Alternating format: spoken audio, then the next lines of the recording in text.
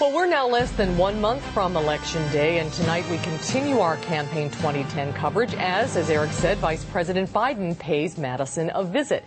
For the second time in 2 weeks, the White House has come to Wisconsin to back Democrats running for office. Biden spoke during a private fundraiser breakfast at Monona Terrace this morning with hopes of boosting Tom Barrett into the governor's seat. News 3's Brad Chaimson has more.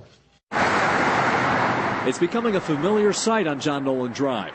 A motorcade carrying the nation's top leaders. Wisconsin Democrats say Vice President Joe Biden's visit has one goal. Well, what we need to do is energize the base. He energized the crowd, gets enthusiasm going. At $250 a plate, the vice president's speech goes toward raising money for Tom Barrett's gubernatorial campaign.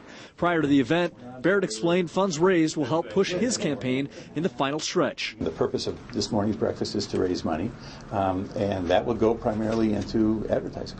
Those who paid to see Biden echo his sentiments that voting in Republicans would repeat prior mistakes. He had a great anecdote about not comparing somebody to the almighty, but comparing somebody to the alternative. And the truth is, a lot of the failed policies of the past are out there, and there's a threatened return to those if we don't elect somebody like Tom Barrett. And I agree with him that the country's moving forward from some bad years, and it's not an easy process. And people looking for simple answers for complex problems, those things don't exist anymore. The visit was brief, but Barrett supporters say it will have an impact. Barrett himself hopes the buzz created in front of a relatively small crowd today will spread in time for November. Well, I think he even added energy to them. He pointed out the importance of getting people involved in the democratic process and did a very, very good job. He was very effective.